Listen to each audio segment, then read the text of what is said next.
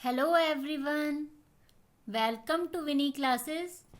Today we will learn about synthetic fiber and plastic. इससे पहले हमने previous video fibre to fabric में समझा था. There are two types of fiber, natural fibers and synthetic fibers. Natural fibres जो कि naturally प्राप्त होते हैं प्लांट से एंड एनिमल्स से. प्लांट फाइबर जो कि कॉटन फाइबर होते हैं एंड जूट फाइबर होते हैं. एनिमल्स फाइबर जो कि एनिमल्स से प्राप्त होते हैं, जैसे सिल्क वॉर्म से सिल्क प्राप्त होता है, सिप से वूल प्राप्त होता है.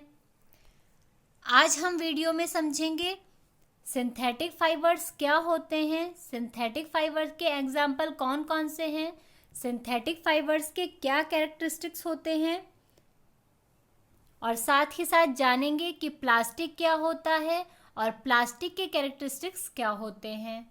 So let's start now.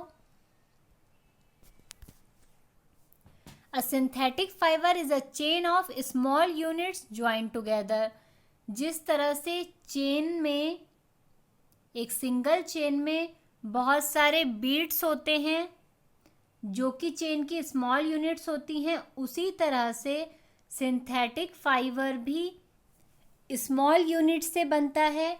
And ये जो एवरी यूनिट होती है वो केमिकल सब्सटेंस होती है, यानी जो प्रत्येक इकाई होती है सिंथेटिक फाइबर की वो रासायनिक पदार्थ होती है. Many such small units combine to form a large single unit called a polymer. छोटी छोटी जो ये स्मॉल यूनिट्स हैं ये मिल करके एक लार्ज सिंगल यूनिट बनाती हैं जिसे कहते हैं पॉलीमर्स. पॉलीमर्स यानी बहुलक. पॉलीमर्स ग्रीक भाषा के 2 वर्ड से मिलकर बना है. पॉली यानी मैनी एंड मर. मर की मीनिंग है यूनिट और पार्ट. तो जब मैनी यूनिट मिल करके एक सिंगल लार्ज यूनिट बनाती हैं तो उसे पॉलीमर कहते हैं. पॉलीमर्स नेचर में भी पाए जाते हैं. For example cotton polymer. Cotton भी एक पॉलीमर है जिसे सेल्यूलोज भी कहते हैं, और ये सेल्यूलोज ग्लूकोज की स्मॉल यूनिट से मिलकर बना होता है. Now, what is synthetic fiber?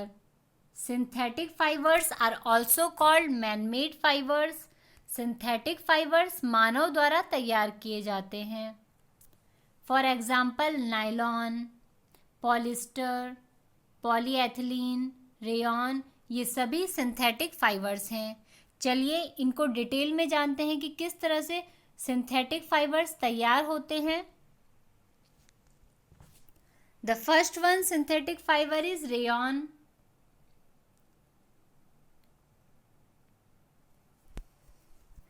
Class 7th में हमने पढ़ा था कि सिल्क वॉर्म से सिल्क प्राप्त की जाती है एंड सिल्क काफ़ी कॉस्टली होती है बिकॉज ये काफ़ी स्ट्रॉन्ग होती है.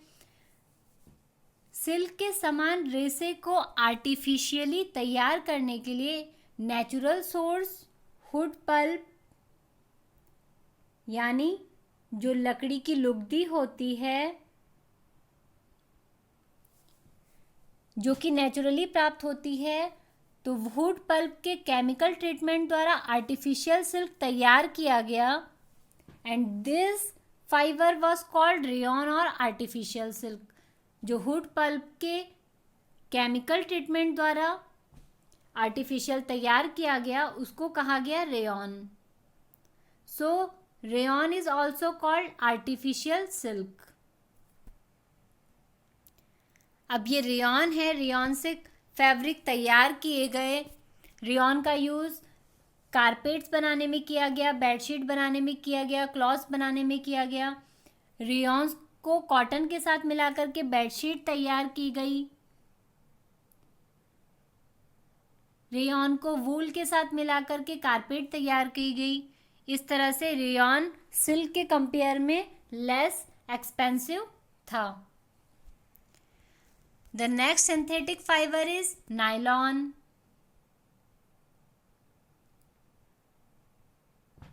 नायलॉन को 1931 में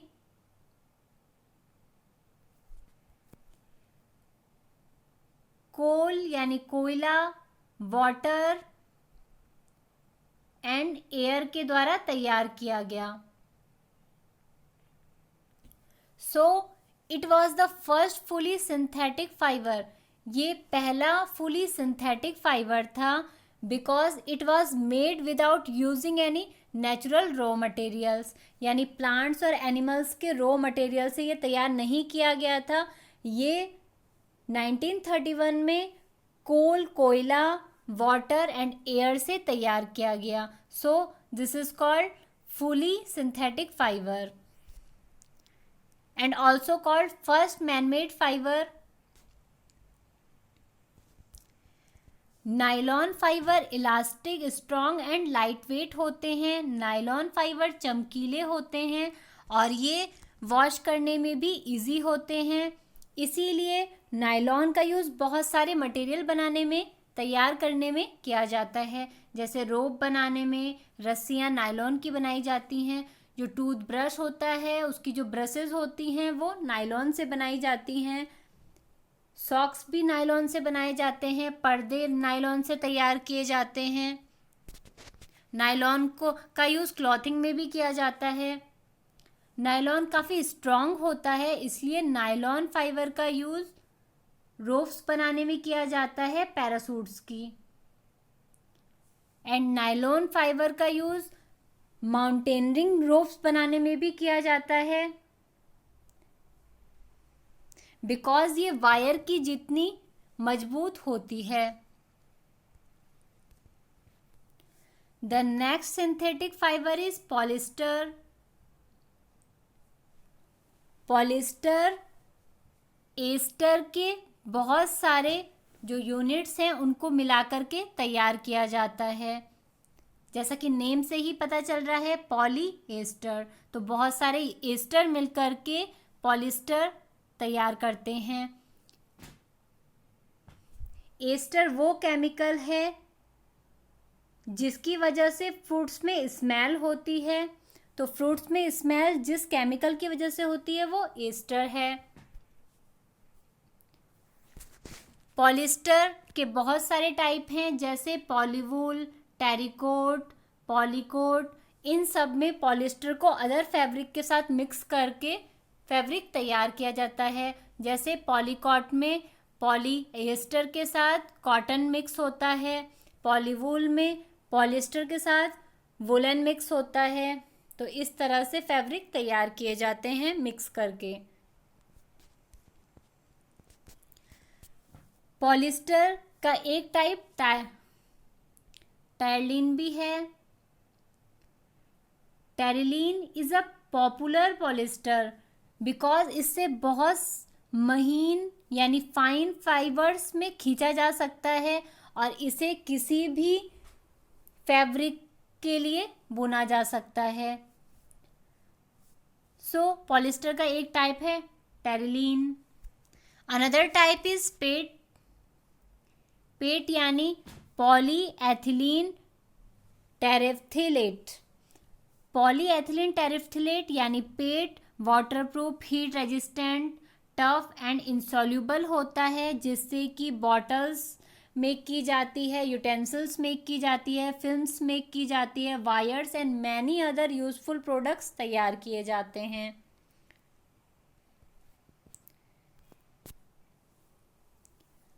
The next synthetic fiber is acrylic fiber. हम सर्दियों में स्वेटर पहनते हैं, शॉल यूज़ करते हैं या ब्लैंकेट यूज़ करते हैं. तो एक्चुअल में इनमें से बहुत से वूल से मेड नहीं होते हैं जबकि ये वुलन के जैसे ही दिखाई देते हैं. ये अदर टाइप के सिंथेटिक फाइबर से तैयार होते हैं जिसे एक्रिलिक कहते हैं.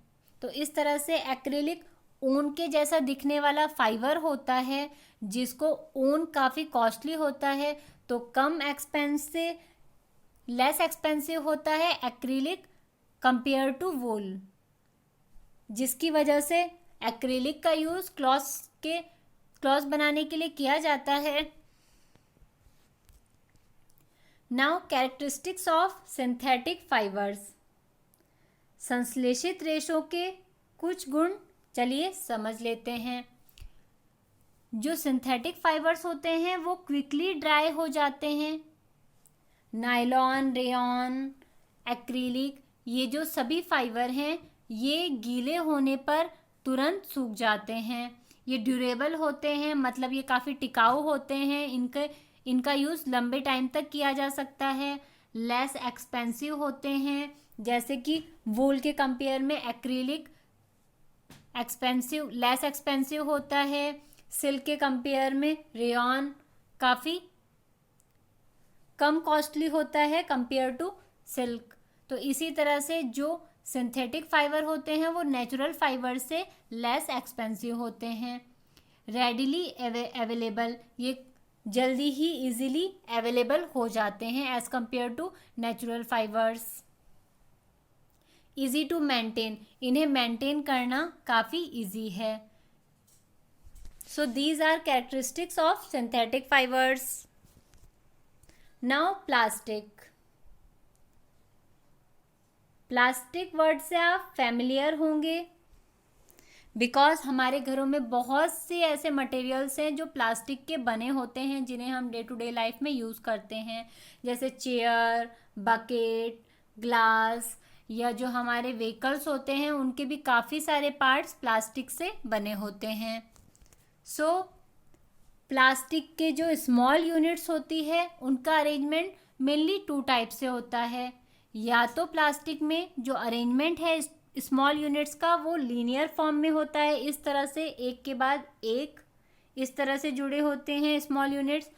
एंड अदर अरेंजमेंट होता है क्रॉस लिंक्ड अरेंजमेंट, जो कि इमेज बी में शो हो रहा है।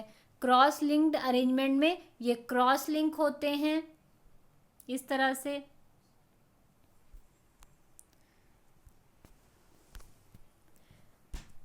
प्लास्टिक्स मेनली 2 टाइप्स के होते हैं। The first one is thermoplastic.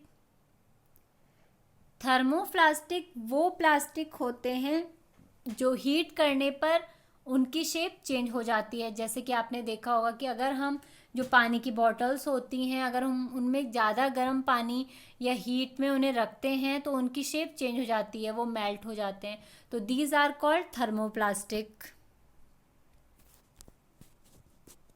For example polythene, polyvinyl chloride, कोई कंटेनर है प्लास्टिक का, ये जो प्लास्टिक वायर्स होती हैं दीज आर थर्मोप्लास्टिक।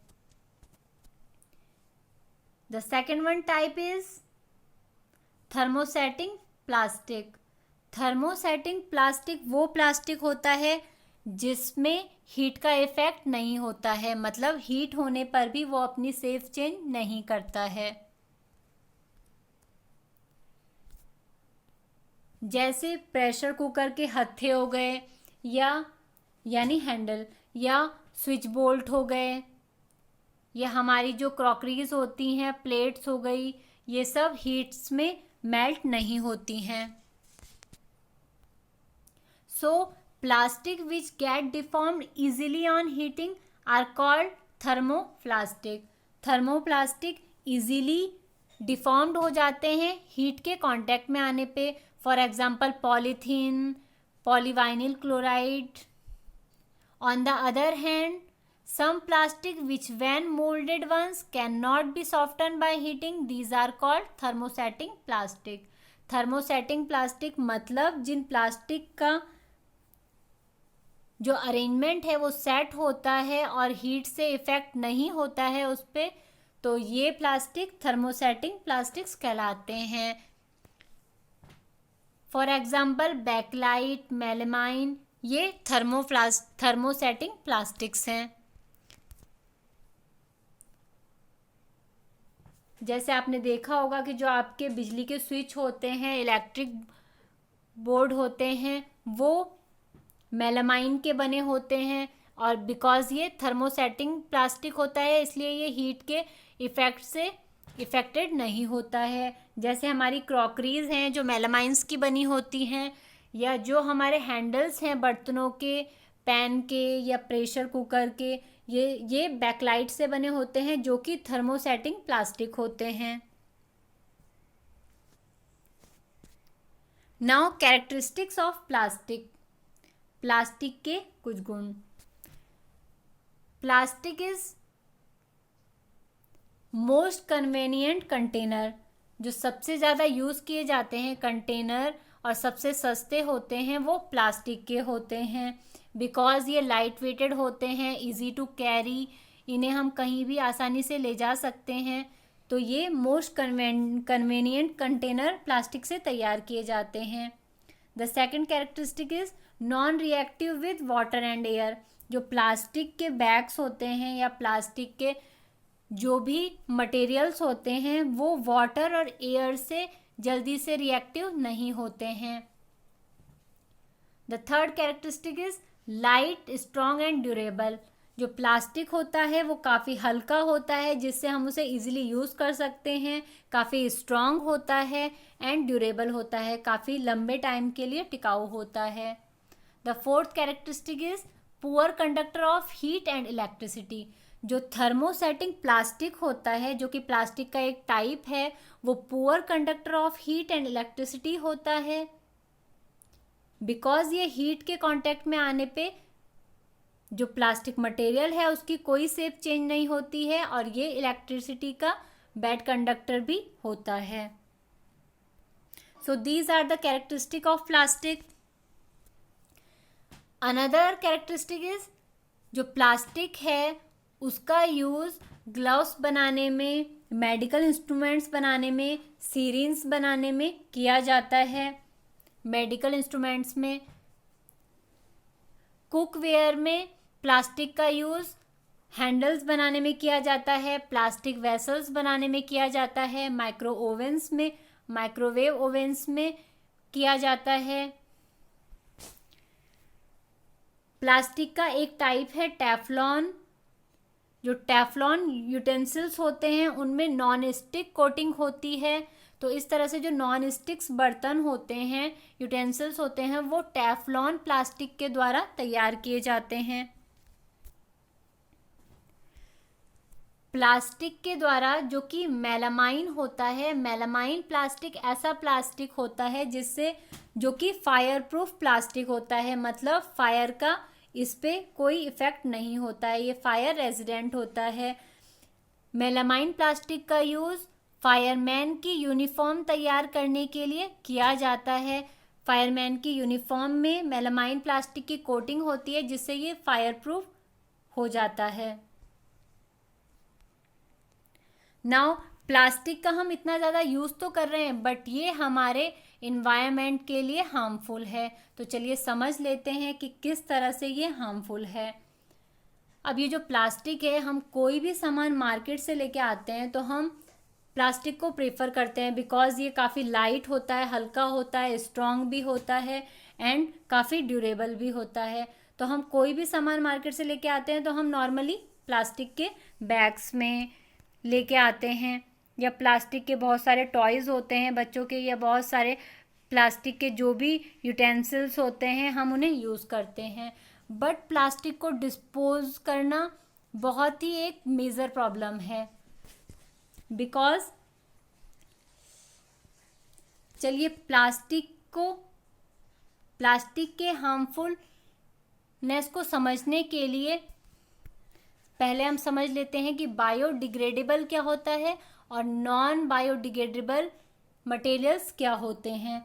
तो वो मटेरियल्स जो कि नेचुरल प्रोसेस के द्वारा डिकम्पोज हो जाते हैं, यानी अपघटित हो जाते हैं, उन्हें बायोडिग्रेडेबल मटेरियल्स यानी जैव निम्नीकरणीय पदार्थ कहते हैं। एंड वो मटेरियल जो कि नेचुरली प्रोसेस के द्वारा डिकम्पोज नहीं होते हैं उन्हें नॉन बायोडिग्रेडेबल यानी जैव अनिम्नीकरणीय मटेरियल्स कहते हैं। तो ये एक टेबल है जिसमें कि शो हो रहा है कि कौन कौन से जो वेस्ट होते हैं, डिफरेंट टाइप ऑफ वेस्ट, वो कितने टाइम में डिजेनरेट होते हैं एंड उनका नेचर किस तरह का होता है। तो अभी हमने समझा कि biodegradable and non biodegradable material कौन कौन से होते हैं। तो इस तरह से जो पील्स ऑफ वेजिटेबल्स है एंड फ्रूट्स है या जो भी फूड स्टफ है जो लेफ्ट ओवर होता है वो 1-2 हफ्ते में बायोडिग्रेड हो जाता है। पेपर डिग्रेड होने के लिए 10 to 30 डेज लेता है। कॉटन क्लॉथ 2 से 5 मंथ में बायोडिग्रेड हो जाते हैं। वुड लकड़ी 10 से 15 साल में बायोडिग्रेड होती है। वुलन क्लॉथ 1 साल के लगभग बायोडिग्रेड होते हैं। Tin, aluminium and other metal cans 100 से 500 साल के अंदर डिग्रेड होते हैं, इसलिए ये जैव अनिम्नीकरणीय होते हैं। एंड प्लास्टिक बैग्स जिनको बहुत साल लग जाते हैं डिग्रेड होने में, इसलिए ये नॉन बायोडिग्रेडेबल होते हैं। तो इस तरह से इनका डिग्रेड होना काफ़ी टाइम ले लेता है, जो कि बहुत सालों साल है। So plastic takes several years to decompose होने में प्लास्टिक बहुत साल ले लेता है। तो इसलिए ये इन्वायरमेंट फ्रेंडली नहीं है और ये इन्वायरमेंटल पोल्यूशन, जो पर्यावरणीय प्रदूषण है, उसका एक मुख्य कारण बनता है। और अगर हम प्लास्टिक बैग्स को या जो प्लास्टिक के मटेरियल्स हैं नॉन यूजेबल, उन्हें हम बर्न करते हैं, जलाते हैं, तो ये एयर पोल्यूशन करता है, बिकॉज इससे काफ़ी पॉइजनस फ्यूम्स रिलीज होती हैं जो कि एटमॉस्फेयर में एयर पोल्यूशन का कारण बनती हैं। सो हमें एक रिस्पॉन्सिबल सिटीज़न होने के लिए 5R प्रिंसिपल्स को ध्यान में रखना चाहिए कि जब भी हम प्लास्टिक को यूज़ कर रहे हैं तो हमें सबसे पहले प्लास्टिक का जो यूज़ है उसे रिड्यूस करना है। और अगर हम प्लास्टिक को यूज़ कर भी रहे हैं तो हमें उसे ज़्यादा से ज़्यादा यूज़ में लेके आना है, इसलिए हमें उसे रीयूज़ करना है। हमें प्लास्टिक को रिसाइकल करने का ध्यान रखना है, मतलब अगर हम एक प्लास्टिक का जो मटेरियल है उसको यूज़ कर चुके हैं तो उसे रिसाइकल भी हमें करना है। The next step is plastic को रिकवर करना है एंड रिफ्यूज़ करना है। ज़्यादा से ज़्यादा हो सके तो प्लास्टिक को यूज़ नहीं करना है। एंड प्लास्टिक बैग्स के अलावा हम कपड़े के बने बैग्स या जूट बैग्स का यूज़ कर सकते हैं। तो इस तरह से प्लास्टिक का कम यूज़ करके, रिड्यूस करके, रीयूज़ करके, रिसाइकिल करके, रिकवर करके, रिफ्यूज़ करके, इस तरह से 5R प्रिंसिपल्स के द्वारा हम प्लास्टिक से जो हार्मफुलनेस है प्लास्टिक की, उसे हम कम कर सकते हैं। आई होप आपको ये टॉपिक क्लियर हुआ होगा। Thank you.